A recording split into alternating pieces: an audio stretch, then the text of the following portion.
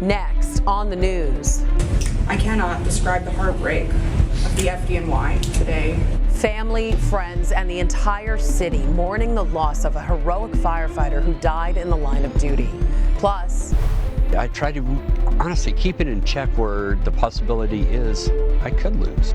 the Supreme Court takes up the case of a former high school football coach who wanted to pray with his team on the field. Also, why Pope Francis now believes his trip to Ukraine's capital of Kyiv is unlikely. And you gotta live till you die, so why not be happy? Find something that makes you happy. a grandmother decides that it was time to fulfill her dream to graduate from college. I'm Christine Persichetti. Current News starts right now.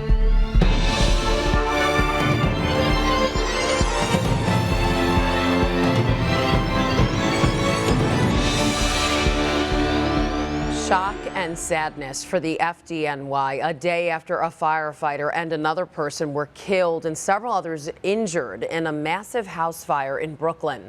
The fallen firefighter being remembered for his big heart and heroic acts. It's a very, very sad day for the fire department today. As black smoke billowed out of the house in Canarsie, Brooklyn, 31-year-old firefighter Timothy Klein was trapped inside. He was fighting the ferocious fire on the second floor when Acting Chief John Hodgins says the ceiling partially collapsed. Our members worked feverishly and very hard under very difficult conditions to try to reach him. Unfortunately, they were not able to get to him in time. Timothy lost his life doing the job that we ask of him every day. A job he'd done well for the past 6 years. Mayor Eric Adams tweeted that Timothy's heroics were matched only by his heart. And if you take a look at his Facebook page, you can see just how big his heart was. Look at the camera. Look at the camera. Oh my goodness, so cute. Like the time he helped build a ramp so this little girl could get in and out of her house all by herself. Or the ramp he helped install for the Vietnam vet who needed it. And countless other projects he got to work on through the Fight for Firefighters Foundation.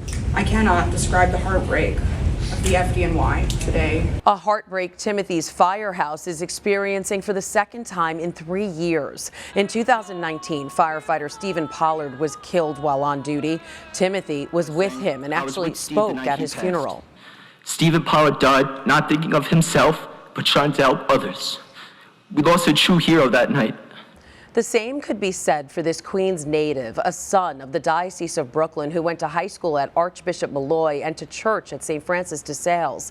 Timothy was also a member of the Knights of Columbus. In a tweet, Bishop Robert Brennan said, "Our hearts are broken," and went on to say, "Let us pray that Christ our risen Lord will receive him and grant him the fullness of life and peace and console his family and fellow firefighters."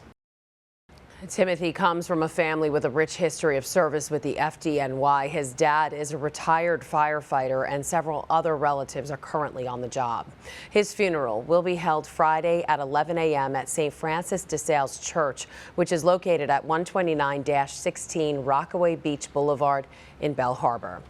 The FDNY's newest chaplain, Monsignor Jamie Gigantiello, reached out to the Klein family following the news. He said the family's strong faith is helping them through this tough time.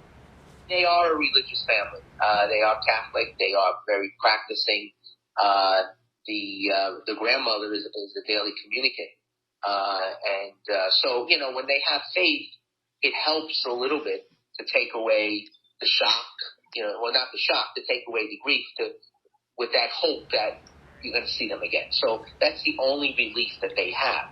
But right now, they're just in total shock. That was FDNY chaplain Monsignor Jamie Gigantiello. The Monsignor went on to say one of the great things about the fire department is that they don't forget. And even after the funeral, the FDNY will continue to be of service to the Klein family. 4 men busted on weapons charges by the NYPD's anti-gun unit reportedly have gone free. The New York Post is reporting the men were set free hours after their arrests by the new unit. The paper blames lax judges and bail reform. The NYPD says the neighborhood safety team has made 25 arrests since it was launched in March. New York City Mayor Eric Adams has proposed spending a record $171 million to expand services for the homeless to get them off the streets. So it's easy to sit back and say there's some miracle that's going to change this. No, this is consistent, hard work, and we are willing to do it. The plan includes 1,400 new specialized shelter beds for those in need. The city has been breaking up homeless encampments, and the new beds would provide shelter for those who have nowhere else to go. A plane full of migrants arrived in the New York City area late last Friday, dropping off people in the Bronx and Yonkers.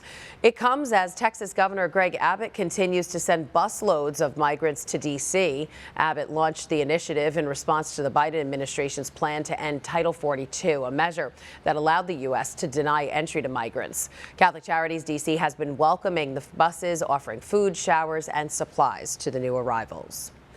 The Supreme Court is tackling a dispute between public school officials and a former football coach in Washington state who wanted to pray on the field after games.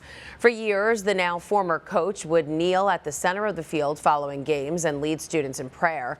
The school district eventually learned what Kennedy was doing and asked him to stop, but Kennedy's lawyers say the Constitution's freedom of speech and freedom of religion allowed him to pray on the field with students free to join.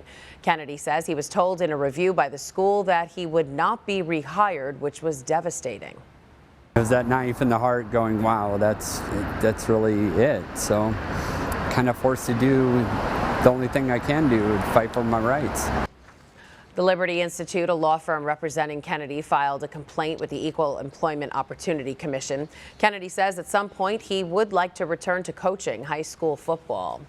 The U.S. Conference of Catholic Bishops has voiced its support for the former football coach. In a brief filed last month, the USCCB said respect for diverse religious exercise is in the best of our national traditions. The conference added that it's something that should be celebrated and not punished. The highest court in Texas has halted the execution of a Catholic mother of 14. Melissa Lucio was set to be executed Wednesday, but the Texas Court of Criminal Appeals granted a stay on Monday. Now a lower court can review Lucio's claims that her execution should be stopped based on new evidence that would clear her in the death of her 2-year-old daughter. Her case has received international outcry, including from Texas Catholic bishops. They appealed on her behalf to the state, saying Lucio's confession to the 2007 death of her daughter was coerced after a rigorous investigation. In a statement from her lawyers following the ruling, Lucio says, "I thank God for my life." È triste che in questi giorni, che sono i più santi e solenni per tutti i cristiani, si senta più il fragore mortale delle armi anziché il suono delle campane che annunciano la resurrezione.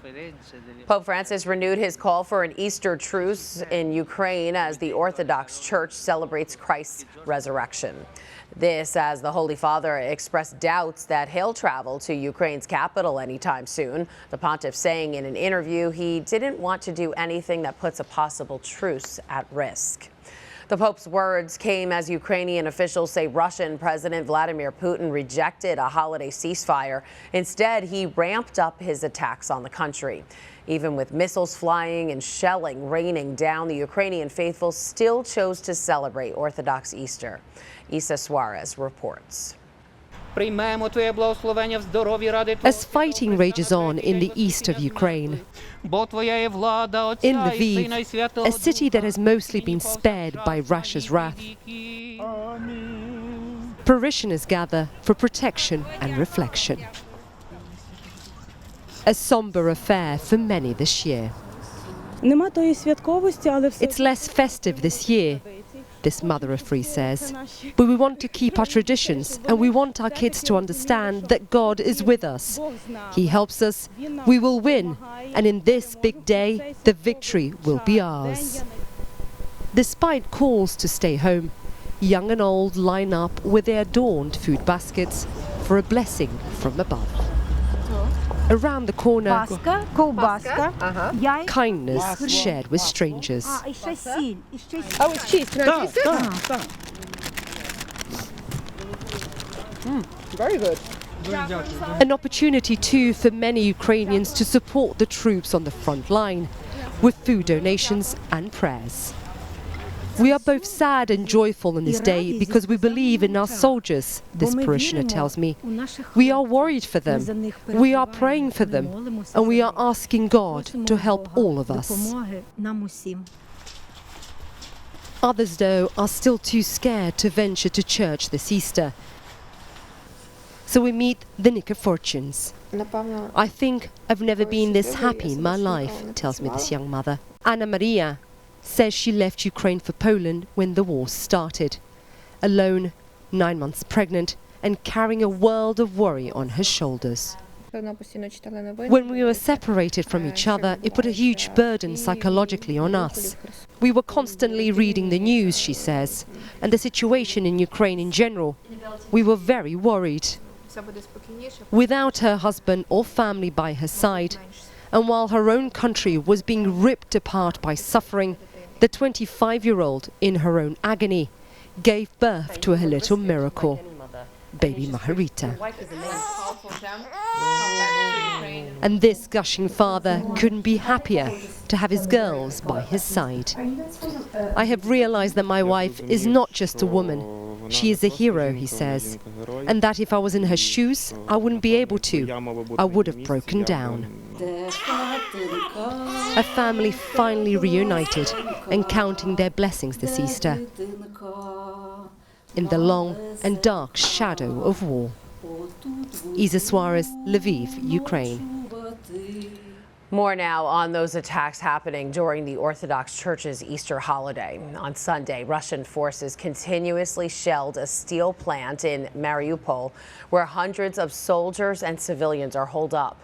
Ukrainian officials said Monday they refused to reach an agreement to evacuate those people. And in Odessa, a new video shows a Russian missile strike on an apartment building. The mayor there says 8 people were killed, including a 3-month-old baby and her mother.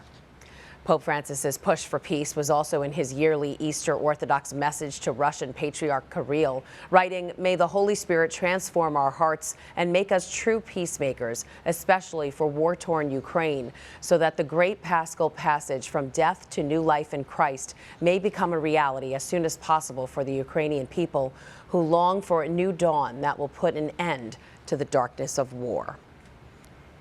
There's a lot more news headed your way. It's been 3 years, but the pain is still there. How religious leaders in Sri Lanka are marking a grim anniversary of the Easter church bombings. Plus, a heroic 72-year-old nun stops the stabbing of a priest at a church in France. And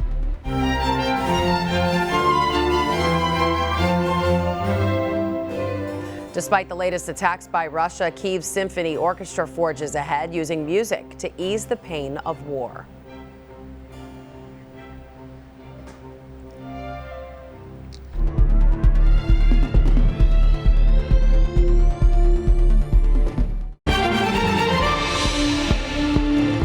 It's been 3 years since the gruesome Easter bombings at 3 churches in Sri Lanka. More than 260 people were killed in the blasts. Now, religious leaders and survivors from the attack are heading to the Vatican to meet with Pope Francis. Justin McClellan has the details.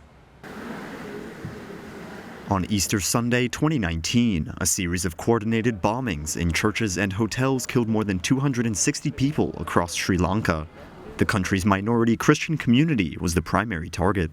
3 years after the Easter bombings, Sri Lankan Cardinal Malcolm Ranjith will come to Rome to celebrate Mass at St. Peter's Basilica with survivors of the attacks and families of the victims, who will also meet with the Pope.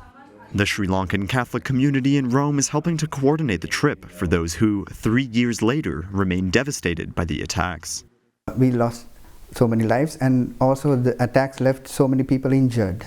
And up until now, there are some people who are bedridden, without legs, limbs. And there are so many families that are suffering to death. The 9 suicide bombers were identified as being linked to ISIS. Although 25 men are currently facing trial for their involvement in the attacks, Father Malit says Sri Lankans are frustrated with the slow progress in bringing those responsible to justice, adding pressure to the government, which is currently facing massive protests over the country's severe economic crisis. We want to know the victims. They are demanding to know who actually did this, who led this, who took the lives of our parents, our children. So that's why we are still waiting. By coming to Rome, Sri Lankan Catholics hope to send a message to minority Christian communities around the world to remain strong and remember that they are not forgotten by the Church. To other churches in other countries who are suffering because of their faith, and those who are being persecuted, those who are going through difficulties, to say that our shepherd is feeling for us, to say that the church is with us. That is a great evangelical message, I guess. With Pope Francis's blessing, they will return home to advocate for justice for the communities devastated by the bombings and on behalf of Christian minorities around the world. That was Justin McClellan reporting. At least 500 people were also injured in those bombings. A nun in Nice, France, is being called a hero after she intervened and stopped the stabbing of a priest. The attack happened Sunday at the Saint Pierre d'Arène church. French police say the sister tried to disarm the man as he was stabbing the priest. Both the nun and the priest were taken to the hospital. The diocese there says the suspect appeared mentally unstable. Despite Russia ramping up its attacks, hundreds of thousands of Ukrainians have returned to their country. According to the UN, some 870,000 refugees have now returned, averaging about 30,000 people every day. One refugee talks about her reasons for coming back. We didn't know what to do. Nobody helped us to find jobs. Well, we were told we needed to speak German. We want to go back. After all, home is home. According to travelers and officials, the surge reflects a growing belief that the war could last for years, as well as a willingness to live with danger rather than as a refugee. In the middle of these recent attacks in Ukraine, members of Kyiv's Symphony Orchestra have started their European tour.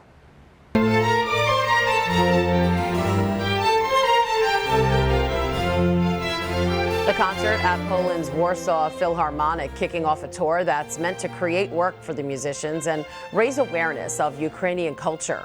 The orchestra's players and their families have been in Warsaw for the past 2 weeks after fleeing the Ukrainian capital. The tour currently holds another show in Poland as well as 7 stops in Germany. Just over the weekend, Chinese health officials in Beijing said COVID cases had spread undetected in the country's capital for a week. It comes as China struggles to control its worst outbreak in 2 years. And as John Lawrence reports, officials are now describing the pandemic's grip on the country as urgent and grim. China is attempting to tamp down a coronavirus outbreak. This week, Chaoyang, one of the largest districts in Beijing, is set to launch 3 rounds of mass testing for about 3.5 million people. What the regime cares most about is cashing out its promises, in this case, maintaining a very low case count. Meanwhile, in lockdown Shanghai, people who test positive are taken to government quarantine facilities. There's nowhere for them to send me. All right? I'm not allowed to go in the hospital, and I have to stay here. Josh Vaughn, an American living in China, was taken to a pop-up tent near a Shanghai hospital earlier this month. This is where I'm sleeping tonight. The lockdowns and quarantines in Shanghai have sparked anger among many. Some expats have vented in chat rooms. One comment saying, "China used to really have it all. It's just not the expat-friendly place it used to be." Because most of us have never experienced this kind of draconian lockdown, it's easy to support if you haven't experienced it. And if more of China experiences this in the coming months with rolling lockdowns across different cities, I expect the currently very high support for zero COVID to drop. I'm John Lawrence reporting. Still to come on Currents News, he has a knack for reaching out to the youth.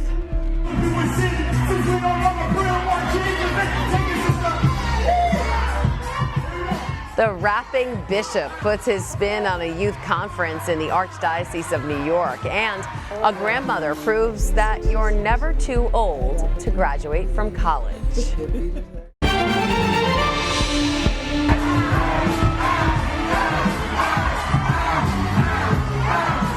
The rapping bishop strikes again. Auxiliary Bishop Joseph Espaillat giving a few bars of Jay-Z's Empire State of Mind while at the Archdiocese of New York's Catholic Youth Day this past Saturday. The annual event gathers hundreds of teens for a day of inspirational talks, lively music, mass, and more. Bishop Espaillat made history as the youngest Catholic bishop ordained in the U.S. last March. All right, time's up. The tablet is no longer taking submissions for its Easter art contest, but we've got a preview of what's to come. This is just a sample of the nearly 300 pieces of artwork that poured in from students around the Diocese of Brooklyn. The tablet staff certainly has their work cut out for them with judging this week. The award ceremony is next Monday, that's May 2nd, and Currents News will be there. We'll introduce you to the winners next week. We're also in the final stretch of the tablet's great COVID relief fundraiser. Students who sell the most subscriptions to the tablet will get money back for not only themselves, but also for their schools. And that's not all. Every new reader you earn for the Brooklyn paper will get you that much closer to this year's grand prize of $3,000. But you better hurry up. Students only have until April 29th to sell subscriptions. That's this coming Friday. If you don't know a student selling subscriptions, don't worry, you can still participate. Just go to thetablet.org/COVID relief fundraiser. There you can select the parish school of your choice. You can also extend your subscription if you're already a big fan of the tablet. One woman in North Carolina is reminding you that it's never too late to graduate. And as Lena Tillett reports, this graduating grandma has the degree to prove it. At Shaw University, 75-year-old Rebecca Inge walked into the bookstore. And I saw this shirt and I had to have it. 65 is the year that I first came to Shaw.